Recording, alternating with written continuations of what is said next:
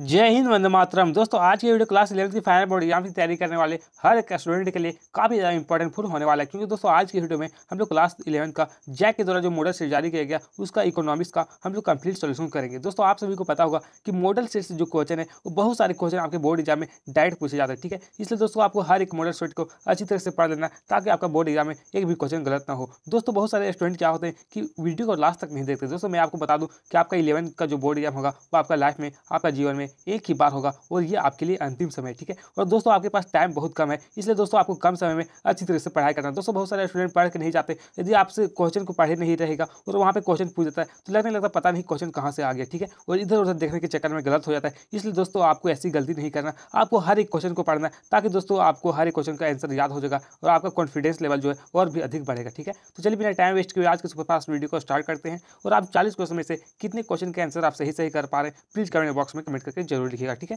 पहला क्वेश्चन आपसे क्या पूछा जा रहा है दोस्तों कि निम्नलिखित में से प्रश्नावली की एक विशेषता कौन सी नहीं है। यानी आपको बताना है दोस्तों इनमें से कौन सा जो है एक जो कि प्रश्नावली की विशेषता नहीं, ठीक है। तो दोस्तों क्वेश्चन नंबर 1 का जो राइट आंसर है वो ऑप्शन नंबर दूसरा हो जाएगा, प्रश्न में उत्तर का संकेत नहीं मिलना चाहिए, ठीक है। तो ये इसकी विशेषता नहीं है, ऑप्शन बी राइट आंसर हो जाएगा।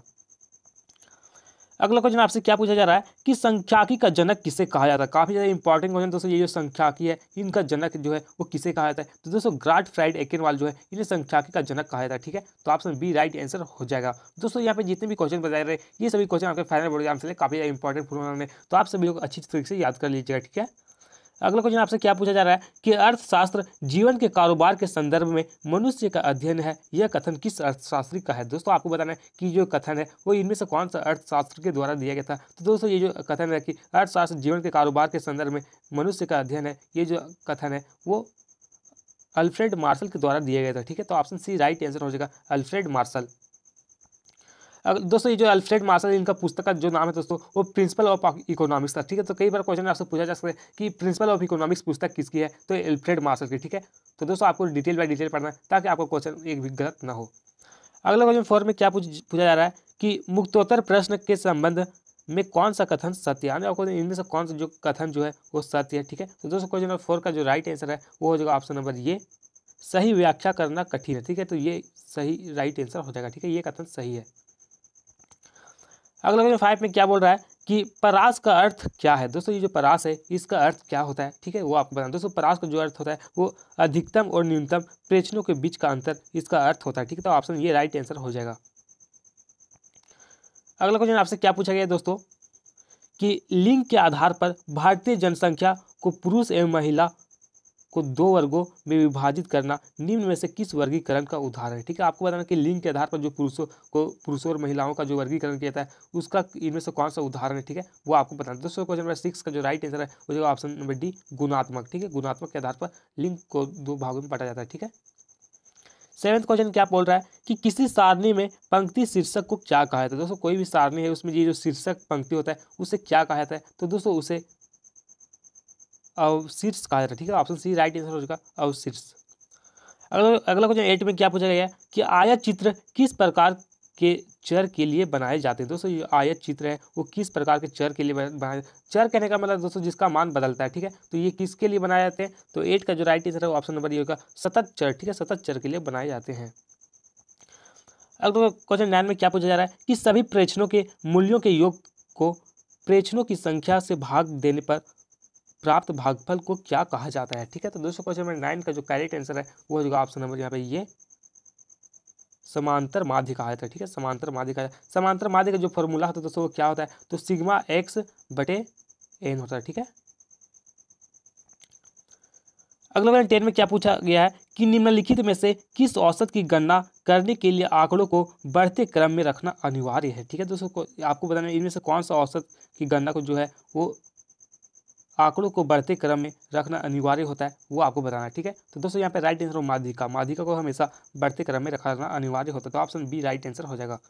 11 क्वेश्चन क्या पूछा जा रहा है कि निम्नलिखित में से कौन सा औसत दिए गए आंकड़े के 4 बराबर भागों में विभाजित करता है, ठीक है। तो दोस्तों क्वेश्चन में 11 का जो राइट आंसर है औसत यहाँ पे 4 पूछा गया, तो 4 आने चतुर्थ, ठीक है। तो ऑप्शन सी राइट आंसर हो जाएगा। अगला क्वेश्चन आपसे क्या पूछा जा रहा है दोस्तों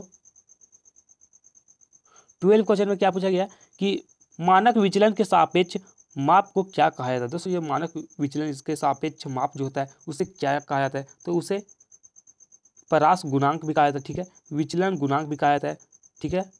विचलन गुणांक भी कहा जाता है दोस्तों, विचलन गुणांक भी कहा जाता है। तो ऑप्शन डी राइट आंसर होगा। इनमें से सभी ये सभी कहा जाता है, ठीक है। 13 क्वेश्चन में क्या आपको बोल रहा है कि निम्नलिखित में से किस माप की गणना में प्रेक्षण के औसत से विचलनों के निरपेक्ष मान को लिया जाता है, ठीक है। तो 13 का करेक्ट आंसर दोस्तों ऑप्शन नंबर बी हो जाएगा, माध्य विचलन से लिया जाता है, ठीक है। 14 क्वेश्चन में क्या पूछा गया है कि यदि किसी आंकड़े का मानक विचलन 16 तथा समांतर माध्य 50 है तो विचलन गुणांक का मान क्या होगा, ठीक है दोस्तों। यहाँ पे आपको फॉर्मूला के अनुसार बना, तो विचलन गुणांक का फॉर्मूला क्या था दोस्तों? मानक विचलन बटे समांतर माध्य इंटू 100, ठीक है। तो दोस्तों यहाँ पे मानक विचलन कितना दिया हुआ? तो 16 दिया हुआ, ठीक है। और यहाँ पे दोस्तों ये जो समांतर माध्य कितना दिया हुआ है? तो 50 दिया हुआ है इंटू 100, ठीक है। तो इसको हम लोग काटेंगे जो दोस्तों, तो 50 दूनी 100 2 बार में, और 2 इंटू 16, तो 16 दूनी 32 राइट आंसर हो जाएगा। तो 32 कहाँ पे दोस्तों? ऑप्शन नंबर डी यहाँ पे राइट आंसर हो जाएगा, ठीक है।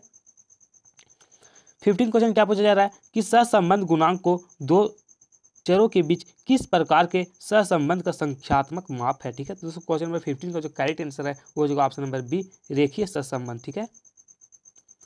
अगला क्वेश्चन 16 में क्या पूछा जा रहा है कि यदि दो चरों के बीच सहसंबंध पूर्णतः धनात्मक है तो सहसंबंध गुणांक का मान क्या होगा, ठीक है। दो चरों के बीच सहसंबंध गुणांक जो है वो हमेशा धनात्मक होगा। तो दोस्तों तो सहसंबंध का गुणांक का जो मान होगा वो क्या होगा? तो 16 का right answer option number B होगा, 1 होगा, ठीक है।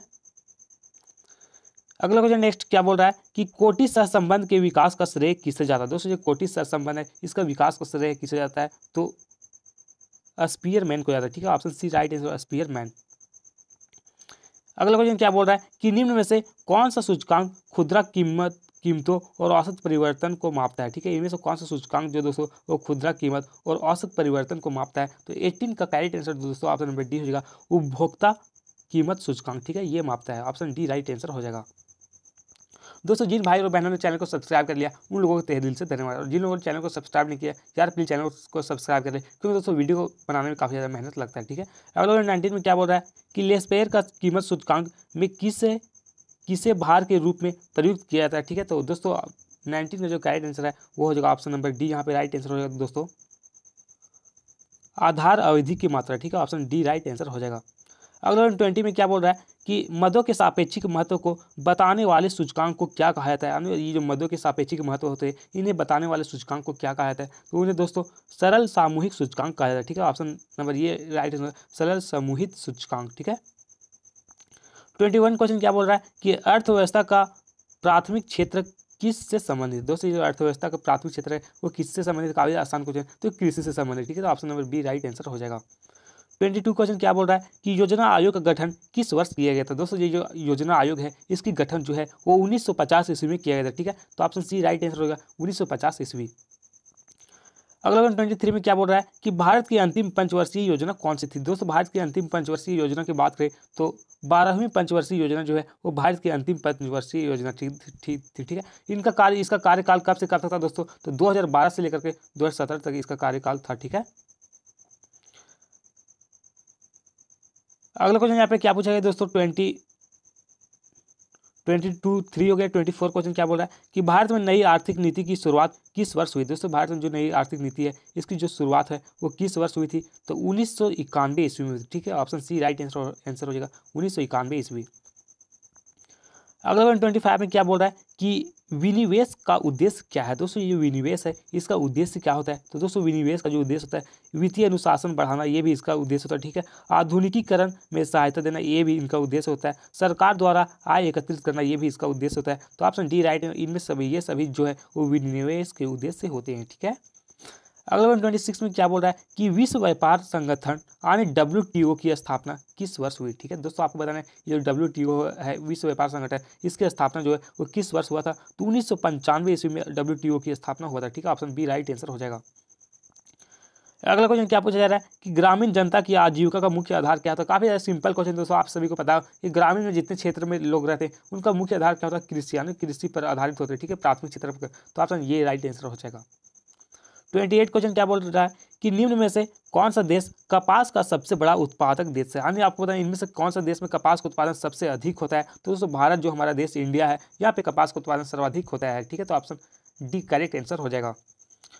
29 क्वेश्चन क्या बोल रहा है कि महात्मा गांधी राष्ट्रीय ग्रामीण रोजगार गारंटी अधिनियम किस वर्ष पारित हुआ था। दोस्तों ये जो महात्मा गांधी राष्ट्रीय ग्रामीण रोजगार गारंटी अधिनियम है, ये कौन सा वर्ष पारित हुआ था। तो 2005 में पारित हुआ। ठीक है, ऑप्शन बी राइट आंसर होगा 2005। दोस्तों ये इसमें इसका उद्देश्य मुख्य क्या था दोस्तों, तो हर व्यक्ति को दोस्तों एक वर्ष में जो है वो 100 दिन से अधिक रोजगार उपलब्ध कराना इसका मुख्य उद्देश्य था। ठीक है, अगला क्वेश्चन आपसे क्या पूछा जा रहा है कि निम्न में से कौन सा मानव पूंजी नहीं है। आने वाले इनमें से कौन सा जो दोस्तों मानव पूंजी नहीं। तो ये जो इंजीनियरिंग है ये भी मानव पूंजी है, डॉक्टर भी मानव पूंजी है, शिक्षक भी मानव पूंजी है, बट ये जो कंप्यूटर है दोस्तों ये मानव पूंजी नहीं, ये एक मशीन है। ठीक है, तो आपसे यहाँ पे बी राइट आंसर होगा कंप्यूटर। अगला क्वेश्चन क्या बोल रहा है कि मानव विकास है। दोस्तों ये जो मानव विकास क्या है वो आपको बताना। 31 का जो राइट आंसर दोस्तों ऑप्शन नंबर हो जाएगा एक साध्य। तो मानव विकास एक साधन भी है। ठीक है, एक साध्य भी है। तो ऑप्शन डी राइट आंसर, सी राइट आंसर हो जाएगा। ठीक है, साधन और साध्य ये दोनों है। ठीक है,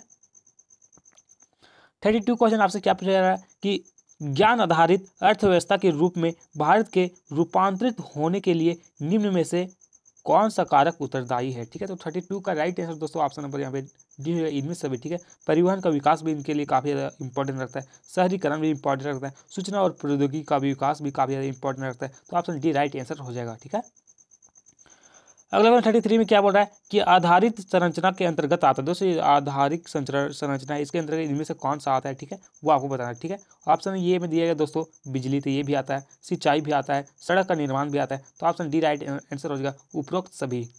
34 क्वेश्चन क्या बोल रहा है कि क्षेत्रीय ग्रामीण बैंक की स्थापना किस वर्ष हुई। काफ़ी इंपॉर्टेंट क्वेश्चन दोस्तों, ये जो क्षेत्रीय बैंक है इसकी स्थापना जो है वो कौन सा वर्ष में हुआ था। तो इसकी स्थापना 1975 ईस्वी में हुआ था। ठीक है, तो ऑप्शन बी राइट आंसर हो जाएगा 1975 ईस्वी। 35 क्वेश्चन क्या बोल रहा है कि ग्रामीण श्रम बल का अनुपात शहरी श्रम बल की तुलना में डैश होता है। ठीक है, तो 35 का करेक्ट आंसर दोस्तों ऑप्शन अधिक होता है। ठीक है, ऑप्शन ये राइट आंसर हो जाएगा। 36 क्वेश्चन क्या बोल रहा है कि ईंट निर्माण कार्य में कार्यरत व्यक्ति के रोजगार को डैश कहा जाता है। दोस्तों ये ईंट निर्माण कार्य में जो व्यक्ति काम करता है उसे क्या कहा जाता है, तो उसे दिहाड़ी मजदूर कहा जाता है। ठीक है, तो ऑप्शन सी राइट आंसर हो जाएगा। अगला 37 क्या बोल रहा है कि इनमें से कौन ऊर्जा का गैर परंपरागत स्रोत है। यानी आपको बताना इनमें से कौन सा दोस्तों वो ऊर्जा का गैर परंपरागत स्रोत है। तो 37 का आप सभी को पता होगा कि ये जो सौर ऊर्जा है दोस्तों वो गैर परंपरागत ऊर्जा के अंतर्गत आ रहा है, क्योंकि दोस्तों कोयला का उपयोग एक बार करने के बाद दोबारा इसका प्रयोग नहीं कर सकते, ताप बिजली का भी प्रयोग करने के बाद दोबारा नहीं कर सकते, बट ये सौर ऊर्जा का है, इसका उपयोग काफ़ी दिनों तक किया जा रहा है। ठीक है, 38 क्वेश्चन क्या बोल रहा है कि इनमें से कौन स्वास्थ्य के निर्धारण का सूचक है। यानी इनमें से कौन सा दोस्तों स्वस्थ स्वास्थ्य जो होता है उसका निर्धारण का सूचक है। तो 38 का करेक्ट आंसर ऑप्शन नंबर ये होगा शिशु मृत्यु दर। ठीक है, 39 क्वेश्चन क्या बोल रहा है कि जैविक खाद को खेती के लिए सबसे उपयुक्त क्यों माना जाता है। दोस्तों ये जैविक खाद है इनका जो उपयोग है वो खेती के लिए सबसे अधिक उपयुक्त क्यों माना जाता है वो आपको बताना। ठीक है, तो 39 का राइट आंसर दोस्तों यह हल्का है। ठीक है, यह महंगा है, इसमें रासायनिक पदार्थ नहीं है, या यह कम लागत है। तो ऑप्शन सी राइट आंसर होगा यह इसमें रासायनिक पदार्थ नहीं होते हैं। ठीक है, तो ऑप्शन सी राइट आंसर हो जाएगा। अगला क्वेश्चन जो कि इस वीडियो का लास्ट क्वेश्चन है कि सार्क का गठन कब हुआ। काफ़ी इंपॉर्टेंट क्वेश्चन दोस्तों, जो सार्क है इसका गठन कब हुआ। तो दोस्तों इसका जो गठन है वो 8 दिसंबर 1985 ईस्वी को हुआ था। तो ऑप्शन ये राइट आंसर हो जाएगा। तो दोस्तों इस प्रकार से हमने टोटल 40 इकोनॉमिक्स के इंपॉर्टेंट क्वेश्चन कर लिए। तो आप 40 क्वेश्चन में से कितने क्वेश्चन के आंसर आप सही कर पाए प्लीज़ कमेंट बॉक्स में कमेंट करके जरूर लिखिएगा, क्योंकि दोस्तों मैं हर एक स्टूडेंट का कमेंट पढ़ता हूँ। ठीक है दोस्तों, यदि आप 11 बोर्ड में अच्छे खासे नंबर लाना चाहते हैं तो ज़्यादा कुछ भी नहीं करना क्या कि दोस्तों कि आपको इकोनॉमिक्स में जितने भी चैप्टर पढ़ने हैं उनको हर एक चैप्टर का इंपॉर्टेंट क्वेश्चन आपको एक बार कर लेना। ठीक है, तो मैं दोस्तों इस चैनल के माध्यम से आपको हर एक चैप्टर के इंपॉर्टेंट क्वेश्चन करवा दूंगा। ठीक है, और जितने भी मॉडल सेट आए ठीक है उनका भी आपको एक बार अच्छी तरीके से पढ़ लेना है। यदि आपने नहीं पढ़े तो इस चैनल के प्लेलिस्ट में जाइए, वहाँ पे हर एक सब्जेक्ट का मॉडल सेट का कंप्लीट सॉल्यूशन करवा दिया है। ठीक है, तब तक जय हिंद जय भारत। और दोस्तों जिन भाई और बहनों को सब्सक्राइब कर लिया उन लोगों को तहे दिल से धन्यवाद। जिन लोगों ने चैनल को सब्सक्राइब नहीं किया यार प्लीज़ चैनल को सब्सक्राइब कर ले, क्योंकि दोस्तों इस चैनल में क्लास 11 की फाइनल बोर्ड एग्जाम की तैयारी बहुत ही जबरदस्त तरीके से करवाया